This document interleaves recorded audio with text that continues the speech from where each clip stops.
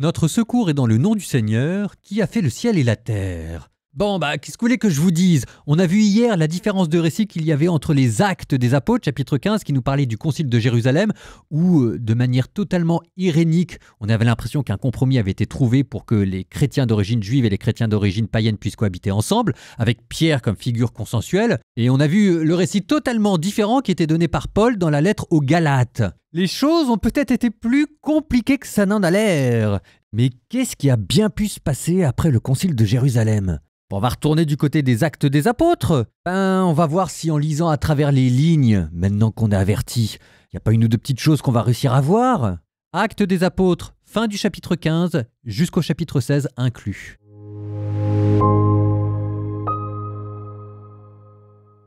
Quelque temps après, Paul dit à Barnabé: « Retournons donc visiter les frères en chacune des villes où nous avons annoncé la parole du Seigneur pour voir où ils en sont. » Barnabé voulait emmener aussi Jean, appelé Marc. Mais Paul n'était pas d'avis d'emmener cet homme qui les avait quittés à partir de la Pamphylie et ne les avait plus accompagnés dans leurs tâches. L'exaspération devint telle qu'ils se séparèrent l'un de l'autre. Barnabé emmena Marc et s'embarqua pour Chypre. Paul, lui, choisit pour compagnon Silas et s'en alla, remis par les frères, à la grâce du Seigneur. Il traversait la Syrie et la Cilicie en affermissant les églises. Actes des Apôtres, chapitre 16. Il arriva ensuite à Derbé, puis à Lystre. Il y avait là un disciple nommé Timothée. Sa mère était une juive devenue croyante, mais son père était grec. À Lystre et à Iconium, les frères lui rendaient un bon témoignage. Paul désirait l'emmener, il le prit avec lui et le fit circoncire à cause des Juifs de la région, car ils savaient tous que son père était grec. Dans les villes où Paul et ses compagnons passaient, il transmettait les décisions prises par les apôtres et les anciens de Jérusalem pour qu'elles entrent en vigueur. Les églises s'affermissaient dans la foi et le nombre de leurs membres augmentait chaque jour. Paul et ses compagnons traversèrent la Phrygie et le pays des Galates, car le Saint-Esprit les avait empêchés de dire la parole dans la province d'Asie. Arrivés en Mysie, ils essayèrent d'atteindre la Bithynie, mais l'Esprit de Jésus s'y opposa. Ils longèrent alors la Mysie et descendirent jusqu'à Troas. Pendant la nuit, Paul eut une vision. Un Macédonien lui apparut, debout, qui lui faisait cette demande: « Passe en Macédoine et viens à notre secours. » À la suite de cette vision de Paul, nous avons aussitôt cherché à partir pour la Macédoine, car nous en avons déduit que Dieu nous appelait à y porter la bonne nouvelle. De Troas, nous avons gagné le large et filé tout droit sur l'île de Samothrace, puis le lendemain sur Néapolis et ensuite sur Philippe, qui est une cité du premier district de Macédoine et une colonie romaine. Nous avons passé un certain temps dans cette ville, et le jour du sabbat, nous en avons franchi la porte pour rejoindre le bord de la rivière où nous pensions trouver un lieu de prière. Nous nous sommes assis et nous avons parlé aux femmes qui étaient réunies. L'une d'elles, nommée Lydie, une négociante en étoffe de pourpre, originaire de la ville de Thyatire et qui adorait le Dieu unique, écoutait. Le Seigneur lui ouvrit l'esprit pour la rendre attentive à ce que disait Paul. Quand elle fut baptisée, elle et tous les gens de sa maison, elle nous adressa cette invitation. « Si vous avez reconnu ma foi au Seigneur, venez donc dans ma maison pour y demeurer. » Et c'est ainsi qu'elle nous a forcé la main. Comme nous allions au lieu de prière, voilà que vint à notre rencontre une jeune servante qui était possédée par un esprit de divination. Elle rapportait de gros bénéfices à ses maîtres par ses oracles. Elle se mit à nous suivre, Paul et nous, et elle criait: « Ces hommes sont des serviteurs du Dieu Très-Haut, ils vous annoncent le chemin du salut. » Elle faisait cela depuis plusieurs jours quand Paul, excédé, se retourna et dit à l'esprit: « Au nom du Seigneur Jésus-Christ, je te l'ordonne, sors !» Et à l'instant même, il sortit. Les maîtres, voyant s'en aller l'espoir de leur bénéfice, se saisirent de Paul et de Silas et les traînèrent sur la place publique auprès des autorités. Puis ils les firent comparaître devant les magistrats en disant « Ces gens troublent notre cité. Ils sont juifs et ils prônent des coutumes que nous n'avons pas le droit d'accepter ni de pratiquer, nous qui sommes citoyens romains. » Alors, la foule se déchaîna contre Paul et Silas. Les magistrats ordonnèrent de leur arracher les vêtements pour leur donner la bastonnade. Après les avoir roués de coups, on les jeta en prison en donnant au geôlier la consigne de les surveiller de près. Pour appliquer cette consigne, il les mit tout au fond de la prison, avec les pieds coincés dans des blocs de bois. Vers le milieu de la nuit, Paul et Silas priaient et chantaient les louanges de Dieu, et les autres détenus les écoutaient. Tout à coup, il y eut un violent tremblement de terre qui secoua les fondations de la prison. À l'instant même, toutes les portes s'ouvrirent et les liens de tous les détenus se détachèrent. Le geôlier, tiré de son sommeil, vit que les portes de la prison étaient ouvertes. Croyant que les détenus s'étaient évadés, il dégaina son épée et il était sur le point de se donner la mort. Mais Paul se mit à crier d'une voix forte « Ne va pas te faire de mal, nous sommes tous là !» Ayant réclamé de la lumière, le geôlier se précipita et, tout tremblant, se jeta aux pieds de Paul et de Silas. Puis il les emmena dehors et leur demanda « Que dois-je faire pour être sauvé, mes seigneurs ?» Ils lui répondirent « Crois au Seigneur Jésus, et tu seras sauvé, toi et toute ta maison. » Ils lui annoncèrent la parole du Seigneur, ainsi qu'à tous ceux qui vivaient dans sa maison. À l'heure même, en pleine nuit, le geôlier les emmena pour laver leurs plaies. Aussitôt il reçut le baptême avec tous les siens, puis il fit monter chez lui Paul et Silas. Il fit préparer la table et avec toute sa maison, il laissa déborder sa joie de croire en Dieu. Quand il fit jour, les magistrats envoyèrent leurs gardes dire au geôlier « Relâche ces gens !» Le geôlier rapporta ces paroles à Paul. « Les magistrats ont envoyé dire de vous relâcher.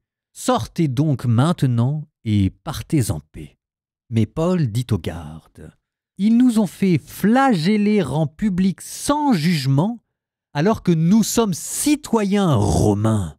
Ils nous ont jetés en prison, et maintenant c'est à la dérobée qu'ils nous expulsent.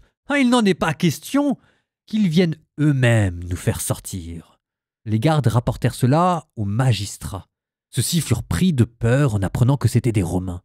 Ils vinrent donc les apaiser, ils les firent sortir en leur demandant de quitter la ville. Et une fois sortis de la prison, Paul et Silas entrèrent chez Lydie, ils virent les frères et les réconfortèrent, puis ils partirent.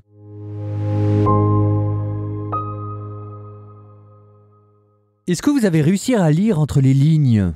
Dans la lettre aux Galates hier, on avait une altercation entre Pierre et Paul.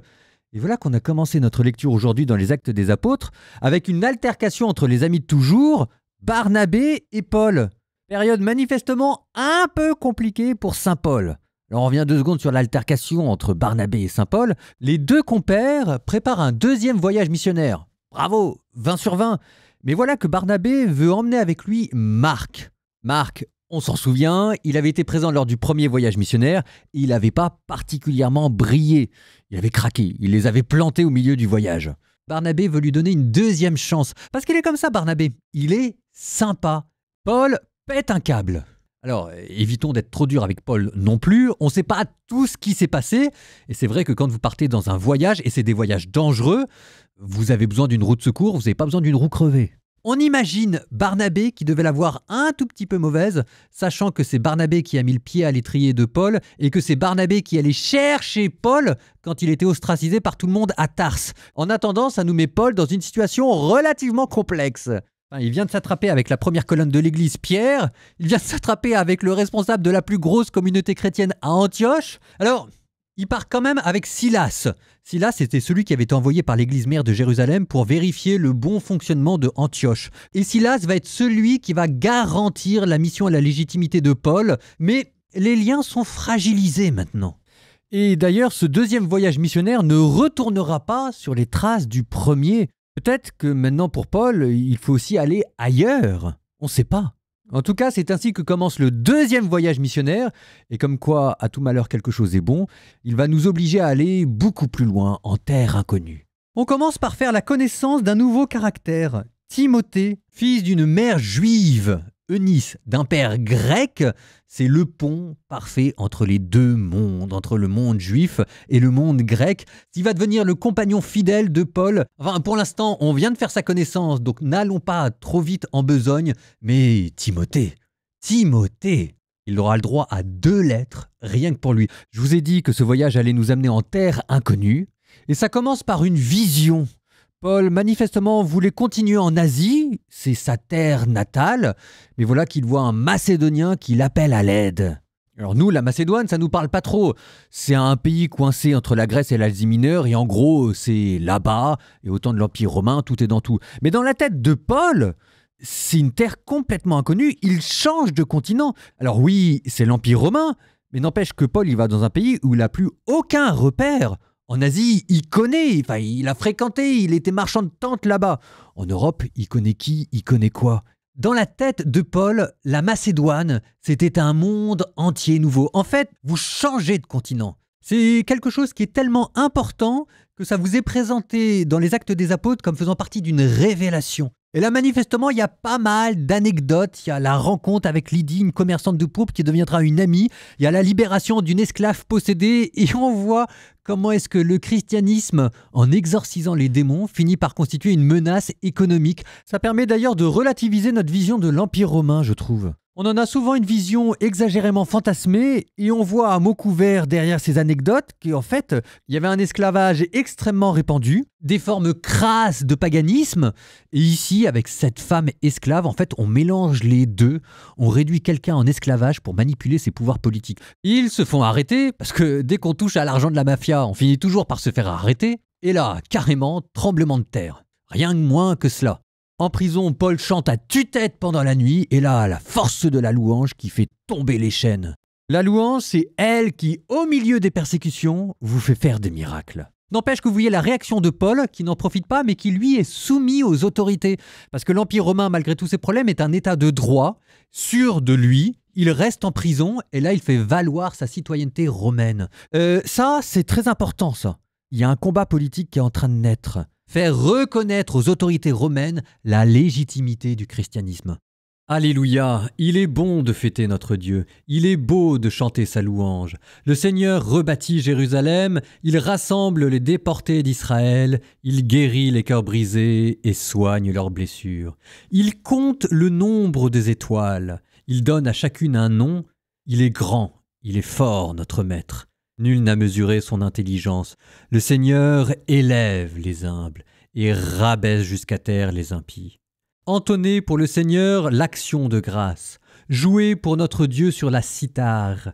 Il couvre le ciel de nuages, il prépare la pluie pour la terre. Il fait germer l'herbe sur les montagnes et les plantes pour l'usage des hommes.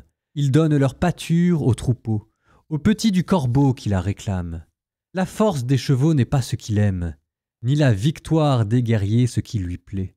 Mais le Seigneur se plaît avec ceux qui le craignent, avec ceux qui espèrent son amour.